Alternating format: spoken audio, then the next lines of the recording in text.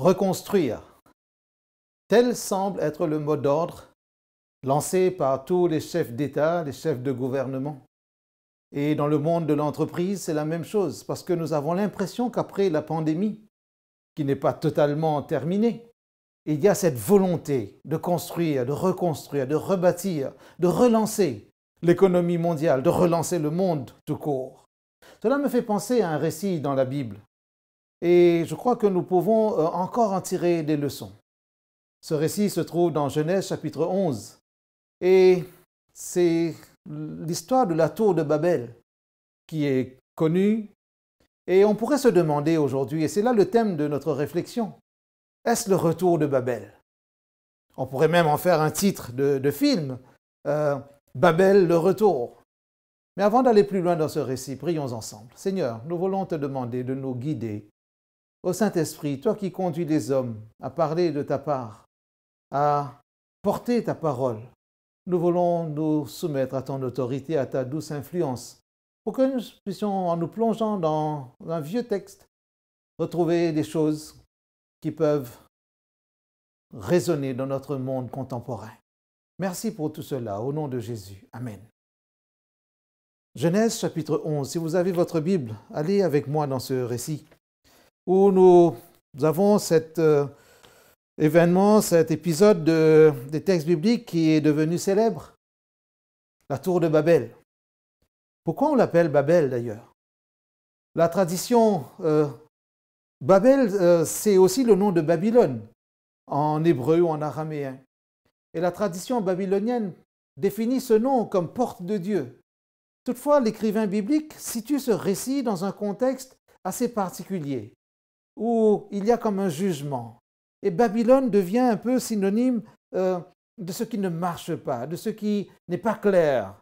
Et si vous regardez le récit, au verset 8 et 9, il est dit « Et l'Éternel les dispersa de là sur la face de toute la terre, et ils cessèrent de bâtir la ville. C'est pourquoi on l'appela du nom de Babel, car c'est là que Dieu confondit le langage de toute la terre, et c'est de là que l'Éternel les dispersa sur la face de toute la terre. » Babel, qui est aussi Babylone. Alors, dans ce contexte, on découvre que Babel prend le nom de confusion. Et ce mot Babel fait penser à l'anglais, to babble, comme si balbutier, dire des choses, ça a amené le blablabla français. Et quand on parle de Babel, Babylone, nous faisons aussi référence à l'acadien Babilou ou Babel, qui signifie, on l'a dit, porte de Dieu, dans le sens que ça a une connotation religieuse. Pourquoi on est arrivé à ces aspects-là? On sait que dans le contexte biblique, le mot Babel, Babylone va venir de cette idée de confusion, même de brouillage, comme il est dit dans certaines versions bibliques, parce que Dieu vient brouiller les pistes, Dieu vient crypter la langue des hommes. Et pourtant, cette langue n'était pas confuse au départ. Revenez avec moi au verset 1er. Toute la terre avait une seule langue et les mêmes mots. Toute la terre avait une seule langue. André Chouraki traduit en étant proche de l'original en disant « toute la terre avait une seule lèvre », comme si un seul parlait, un seul son. Les mêmes mots, mais c'est formidable. Cela changerait bien de notre monde actuel, où il y a tellement de langues, de dialectes, de langages même. La chose était bien partie. Unité de langue, on pourrait dire unité de langage, parce que le texte continue. Comme ils étaient partis de l'Orient, ils trouvèrent une plaine au pays de Shinéar, et ils y habitèrent.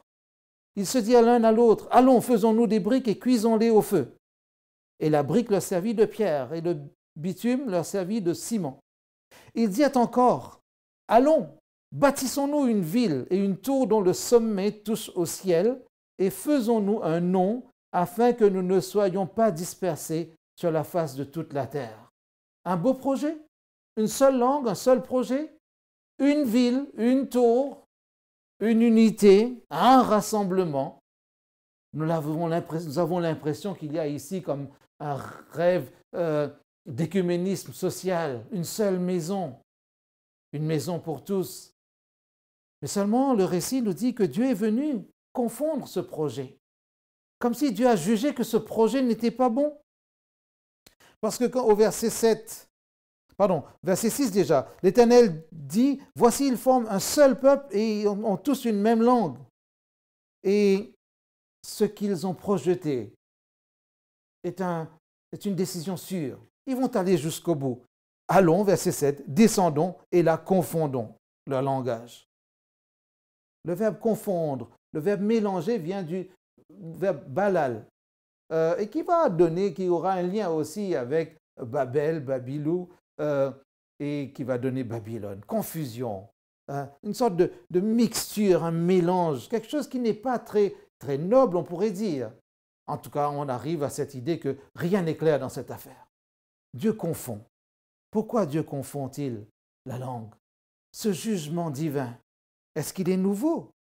Déjà dans le récit de la Genèse, à partir du chapitre 3, on voit que Dieu procède à des jugements ponctuels. Le premier jugement, après le premier péché, bien sûr, c'est l'expulsion de l'Éden. Dieu expulse de l'Éden, mais il ne détruit pas l'homme. Il le préserve. Il préserve l'espèce humaine. Deuxième jugement, Dieu châtie Caïn, mais il le prend sous sa protection. Dieu n'élimine pas Caïn. Troisième événement qui correspond aussi à un jugement, à partir du chapitre 6, on parle de Noé et puis l'avènement du déluge. Encore un jugement, même s'il est universel, mais il est ponctuel. Mais Noé et sa famille sont sauvés. Dieu ne détruit pas toute l'espèce humaine. Et ici, Dieu ne détruit pas ceux qui sont en train de construire cette ville et la tour qui va avec. Dieu va confondre la langue, va rendre la communication difficile, brouillée, comme si le réseau est saturé. Quand parfois, vous, avec votre téléphone portable, vous dites à quelqu'un « Je ne t'entends pas bien, je crois que je n'ai pas de réseau. » Et puis quand vous regardez le nombre de barres sur votre écran, vous vous dites « J'ai un problème de connexion, de communication. » On a l'impression que là, l'opérateur a brouillé la langue. La parole n'était plus audible, accessible, compréhensible. Et pourtant, qui a donné la parole à l'homme, si ce n'est le Seigneur lui-même? Parce que l'homme a certainement fait quelque chose qui ne correspondait pas au projet de Dieu. Quelles sont les leçons que nous pouvons tirer de ce récit pour arriver à accepter cette idée de jugement de Dieu? Quelque chose n'était pas clair. Pourtant, on a l'impression qu'après le déluge, après la mise en place des générations qui commençaient à se former, l'idée de construire une tour n'était pas une mauvaise chose en soi. Dans la tradition babylonienne, on a la construction des ziggourats, de ces tours, de ces forteresses qui étaient aussi des temples. Et ici, on se dit, mais est-ce qu'il y a là quelque chose de mauvais en soi que de construire? Quand nous regardons l'histoire de l'humanité, on n'a jamais cessé de construire, de bâtir des tours, des villes. Et pourtant, ici, quelque chose a dérangé le Seigneur. Les leçons que nous pouvons tirer partent de cette idée que la démarche humaine a dû faire ressortir une sorte de contradiction avec l'intention du Seigneur lui-même. Que s'est-il passé? La première chose, c'est le projet de se faire un nom. Allons, bâtissons-nous une ville et une tour dont le sommet touche au ciel et faisons-nous un nom. Aujourd'hui, tout le monde veut se faire un nom.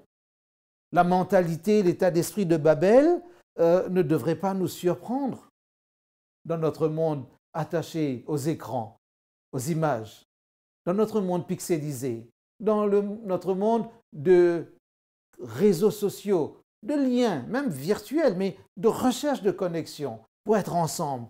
Notre monde aujourd'hui s'est bien installé et pendant le confinement, tout le monde était content d'avoir des écrans parce que la connexion était possible. Nous étions sur les mêmes réseaux, dans les mêmes salons virtuels et nous avions la possibilité, et c'est encore le cas dans beaucoup de circonstances, la possibilité de se connecter, de se voir, d'être ensemble, de parler la même langue et le même langage. Mais ici, cette idée de se fabriquer une identité semble déranger le Seigneur. Une identité, se faire un nom. La question se pose, l'homme avait-il besoin de se faire un nom? Babel est un peu l'antithèse de la création. C'est l'anti-récit de la création de l'homme par Dieu. Dieu n'avait-il pas déjà donné quelque chose de beau à l'homme? Genèse chapitre 1er, versets 26 et suivants, nous disent, en tout cas ces versets, nous disent que Dieu a décidé de créer l'homme à son image, selon sa ressemblance. Cela veut dire que Dieu avait déjà donné un nom ou un label de qualité à l'homme. Et en faisant ici tous les efforts possibles de se créer un nom, de se donner une nouvelle identité, cela paraît déranger le Seigneur. Que disent ces hommes? Allons, bâtissons-nous. Bâtissons-nous. Le verbe qui est employé ici, c'est le verbe bana. Il y a deux verbes, le verbe bana et le verbe asa. Et dans le récit de la Genèse, chapitre 1er, il y a deux verbes qui sont employés pour décrire l'action créatrice de Dieu. Le verbe bara, le premier verbe qui est employé, au commencement, Elohim créa, Elohim bara, le ciel et la terre. Et ici, ce n'est pas le verbe bara qui est employé, c'est le verbe bana, construire. Et le verbe asa qui est le verbe faire, fabriquer. Et dans les deux cas, on a cette idée qu'il y a une volonté de construction.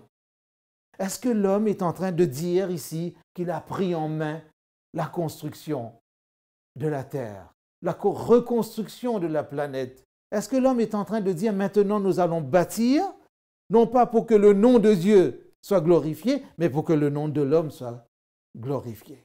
Que nous nous fassions un nom et que nous ne soyons pas dispersés sur la terre. Pas de dispersion, pas de conséquences fâcheuses, mais un regroupement qui montre que nous avons la possibilité de nous redonner de la valeur, de nous redonner une identité, de créer, de recréer notre monde et de nous donner un avenir. Le verbe bana est aussi proche de la racine du nom ben, fils. Bana, c'est aussi créer dans le sens de procréer, engendrer, créer une génération. Est-ce que l'homme est en train de se construire une humanité à son image, à sa ressemblance? Est-ce que l'homme serait en train d'inverser le processus de la création? Quand Dieu dit « faisons l'homme à notre image et selon notre ressemblance », ici l'homme est en train de se construire une ville, une tour, un nom, une identité à sa ressemblance, à son image, ce qui pourrait paraître légitime. Mais regardez bien le récit. Dans ce projet, il n'y a pas de référence à Dieu. Ainsi, Babel va devenir la première cité athée, humaniste, sans Dieu, où l'homme prend en main son avenir, où l'homme se déclare artisan de son identité, constructeur, bâtisseur, maçon de son monde. Cela vous fait penser probablement à des courants qui ont pris en main la reconstruction du monde. Le marteau, le compas, l'enclume, le fil à plomb, l'œil visionnaire qui regarde partout pour dire c'est nous qui prenons en main l'avenir de cette planète. Tout le monde veut donner un avenir à cette planète. Et tout le monde pense pouvoir préserver, produire pour ne pas perdre les acquis de cette planète. Comme si pour les 1000 ans à venir, l'homme d'aujourd'hui peut se dire nous allons rebâtir cette planète. Même le mouvement écologique est un mouvement écologique athée, dans le sens que la préservation de la nature se fait sans aucune référence au Créateur. Allons, bâtissons-nous, redonnons de la verdure à la planète, préservons les acquis de la terre, parce que c'est à l'homme que revient l'identité même, le lien, la reconnaissance liée à la création. Créer un monde sans Dieu, cela amène la confusion à la fin de ce récit. La deuxième chose que nous observons dans ce contexte, c'est le refus d'obéir à l'ordre initial. Quand Dieu avait donné un ordre à l'homme dans le Genèse chapitre 1er, c'était l'idée de soyez féconds, multipliez, remplissez la terre. C'est-à-dire remplissez la terre, allez sur toute la terre. Et ici, le projet, c'est de se regrouper en un seul lieu. En somme, Dieu a donné un ordre à Adam et l'a répété à Noé.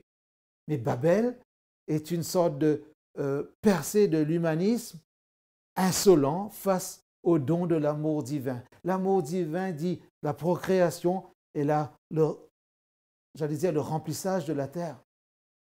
Allez sur toute la planète, parce que toute la planète a été donnée par Dieu à l'homme. C'était une question d'équilibre, très certainement. Mais ici, le repli sur soi dit que les bâtisseurs veulent aller dans un projet qui est à l'opposé du projet initial de Dieu. La troisième chose qui peut interpeller ici, c'est que l'homme s'imagine pouvoir s'approcher du ciel.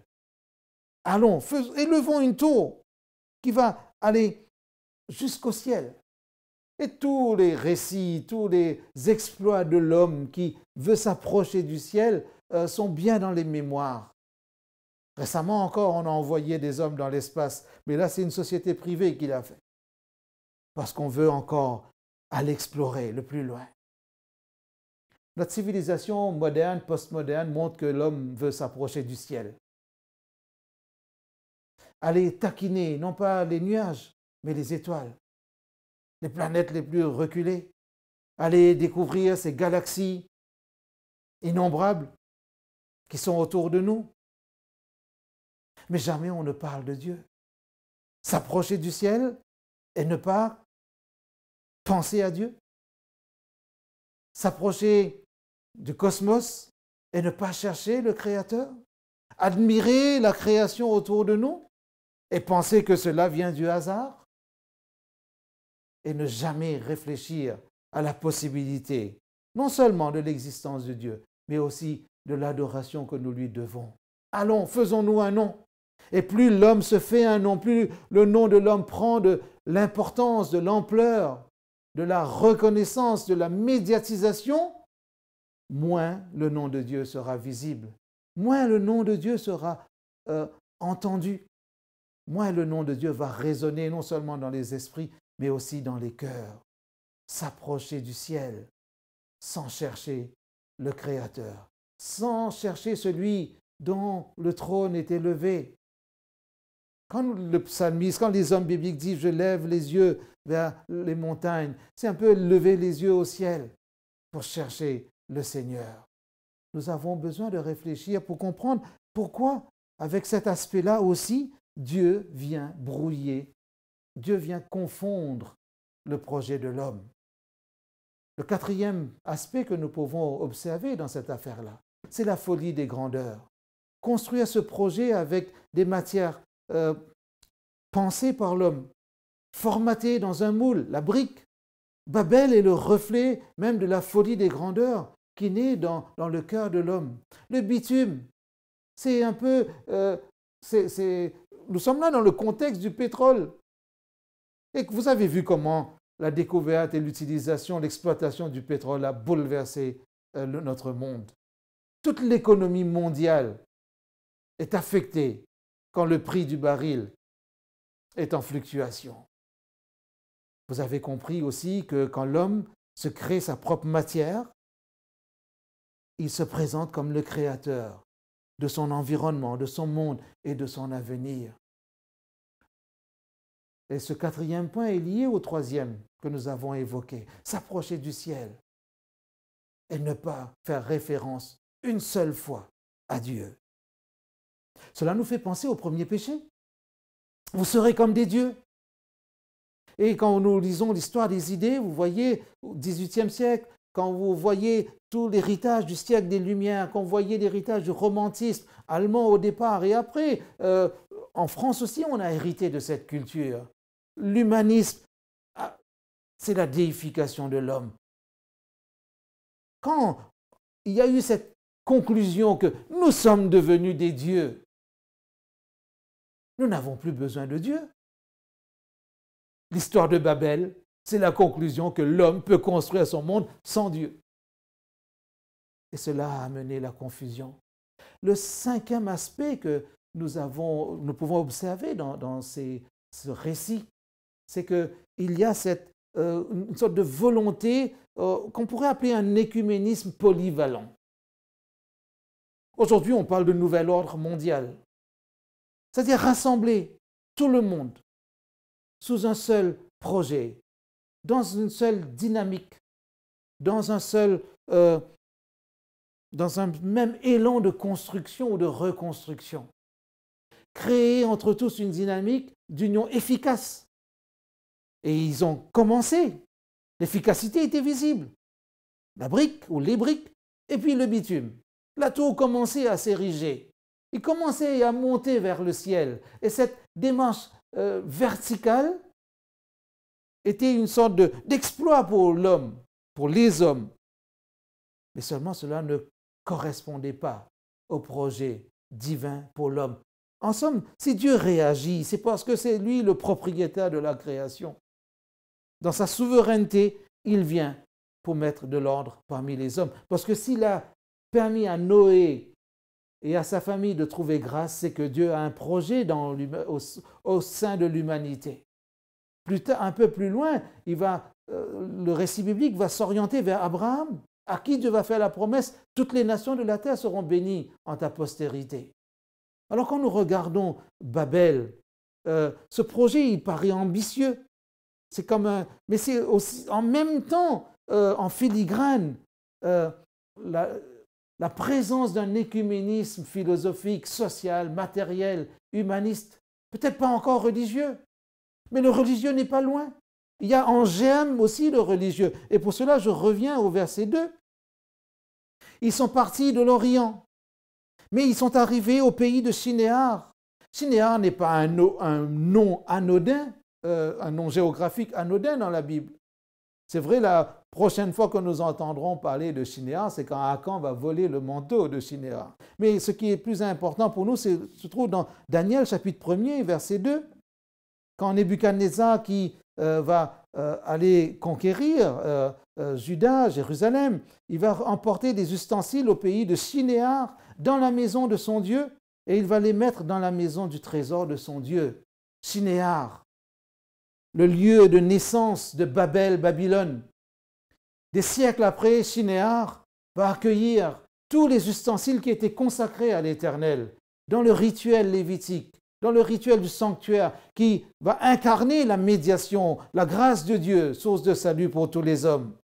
Et quand Belshazzar, le roi, le successeur de Nebuchadnezzar, va prendre ses ustensiles dans ses festivités, dans ses orgies, il va montrer aussi son insolence et Dieu va lui envoyer une sentence pour montrer que Babylone va connaître une fin. Un rêve, un projet, une construction, un nouvel ordre mondial. Aujourd'hui, tout le monde appelle à la reconstruction de la planète, de l'économie. Tous les efforts sont faits pour travailler plus, pour réinjecter des milliards qu'on n'avait pas il y a quelques mois, mais qui subitement sont sortis des coffres des banques fédérales, des banques européennes, de toutes les banques que nous pouvons imaginer. Est-ce que quelqu'un est en train de jouer avec nous? Est-ce que quelqu'un est en train d'essayer de nous manipuler? Est-ce que quelqu'un est en train de tirer des ficelles pour nous faire croire que nous pouvons prendre en main l'avenir de notre planète? Tous les désordres que nous observons dans les manifestations, toutes ces bavures, toutes ces erreurs, ces actes de mépris, ces actes sacrilèges, soit vis-à-vis de l'État ou des États, ou vis-à-vis des personnes, ce qui est encore plus grave, en fonction de la couleur de leur peau ou de leurs conditions sociales. Quand des clans rivaux s'affrontent dans des villes importantes de la République, nous nous posons des questions. Quelqu'un serait-il en train de manipuler les esprits pour faire croire que dans ce désordre-là ou après le désordre, il faut reconstruire une ville, un nouveau monde, une tour, réaliser que nous pouvons nous redonner une identité, mais sans Dieu? En tant que croyant, je suis interpellé par ce récit. Et je découvre que si Dieu disperse, c'est que Dieu a une raison de disperser. Babel, Babylone, une langue. Et ce qui est important pour nous, c'est d'entendre aussi ce que la Bible dit par ailleurs. Si le récit de Babel, c'est un récit de l'anti-projet divin, c'est parce que Dieu est unique.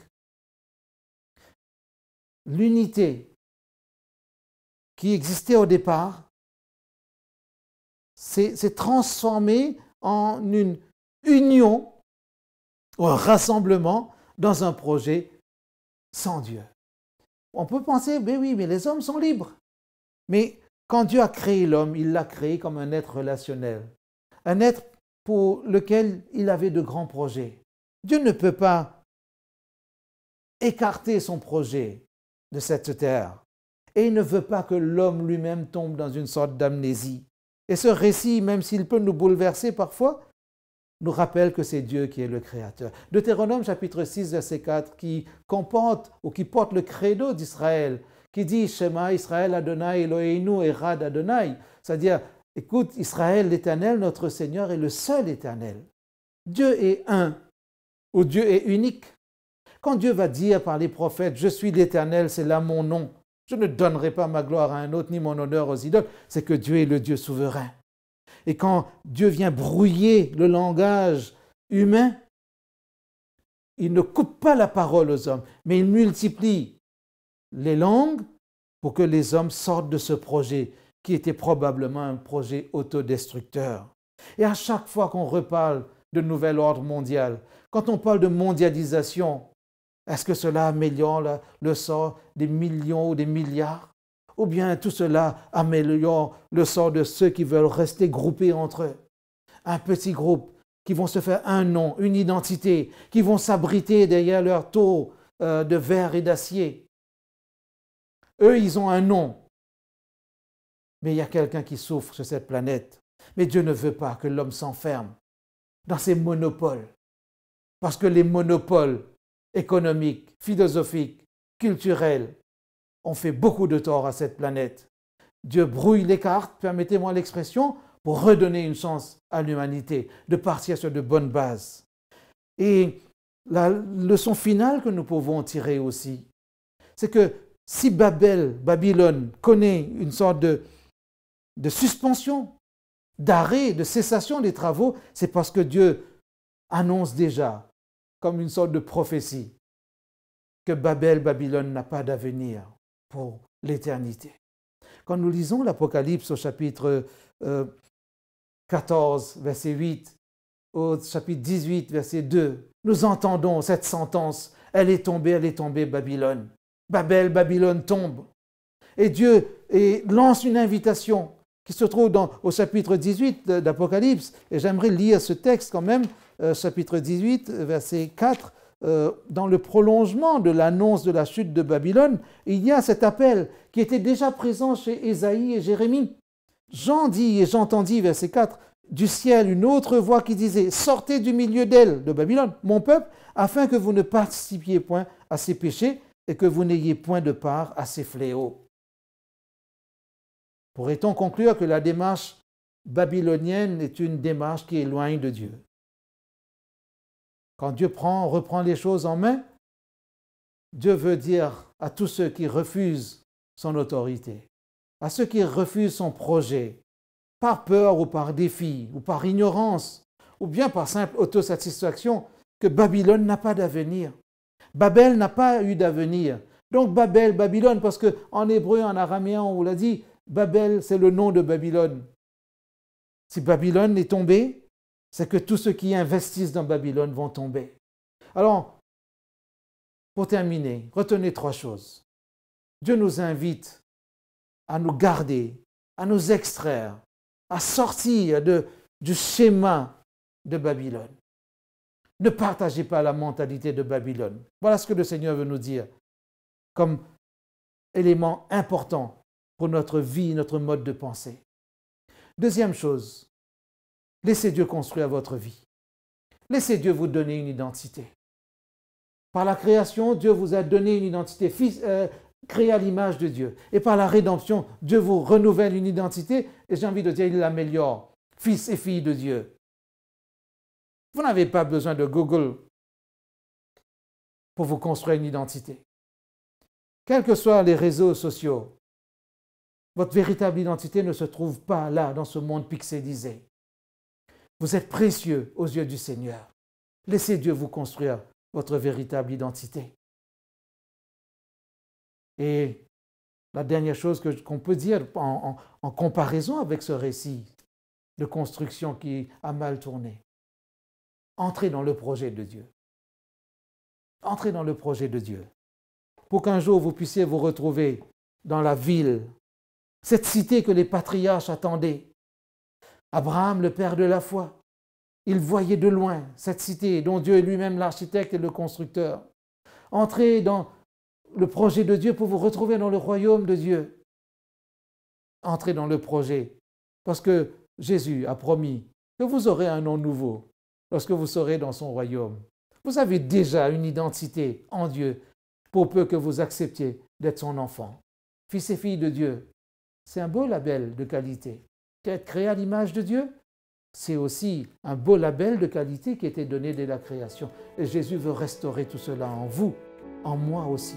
Laissez Dieu poursuivre son œuvre en vous, une œuvre qu'il achèvera au jour de la rédemption. Que le Seigneur vous bénisse, qu'il vous guide et que rien ni personne ne vous sépare de lui. Amen.